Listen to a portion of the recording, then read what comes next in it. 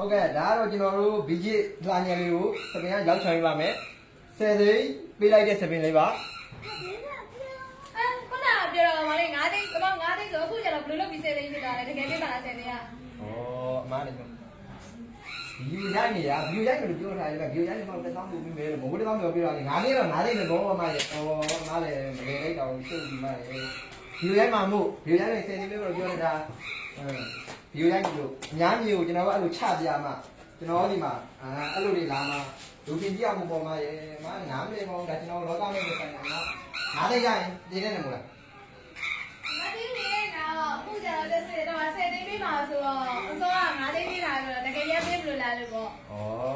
မားလည်း9သိန်းနဲ့ပြက်ပြီးပြီဗီဒီယိုရိုက်ခ1000နဲ့ပြက်ပြီးပြီဗီဒီယိုရိုက်ခ1000โอเคโอเคလားဟုတ်ပါခင်ဗျာကြည့်ရတယ်မကျင်တော့ကျင်ရလို့နဲ့ဟုတ်တယ်ဟုတ်โอเคဒါလည်းရရက်ပြေးရိုက်လားရတယ်တယ်ဟုတ်ကဲ့ပါဒါလေးကိုကျွန်တော်တို့ဘီဂျီအလားညက်လေးကို10သိန်းပြလိုက်တဲ့စပင်လေးပါနောက်ဆုံးဘယ်လိုလေးလှပသွားမလဲဆိုတာပြီးမှပဲရှူသားလိုက်ကြပါဗျာ